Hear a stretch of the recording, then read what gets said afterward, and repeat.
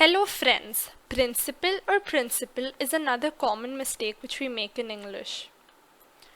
Is it principal or principal?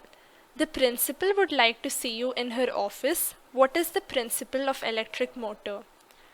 The first place is principal PAL and the second is principal PLE. So in the first sentence we use principal as it means a person of high authority or prominence, and in the second we use principle as it means a natural, moral, legal rule or scientific law. When to use principle?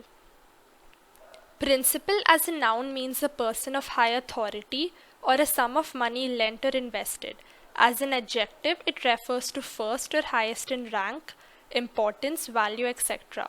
Let's take few examples.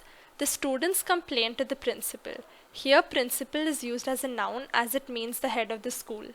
Every quarter we have to pay interest on the principal. Here again principal is used as a noun but it means a sum of money borrowed. The principal element in the earth's crust is oxygen. Here principal is used as an adjective and it means the most important element. And when to use principle? Principle as a noun refers to a natural, moral, legal rule or scientific law.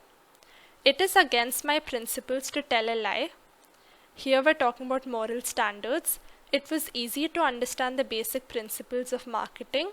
We're talking about the basic standards of marketing. I apply this principle to be happy and contented in life. It means I apply this rule to be happy and contented in life. Let's take a short quiz. Please fill in the blanks. Our principal is a man of high principles. The first place we are talking about the head authority, and in the second we are talking about moral standards. It is against our principles to speak against our honest principle. In the first blank we are talking about moral standards, and in the second we are talking about the head authority. The principal rule to pass the maths exam is to apply the basic principle of calculus correctly. In the first blank we're talking about the key or important rule, and in the second we're talking about the scientific theorem or law.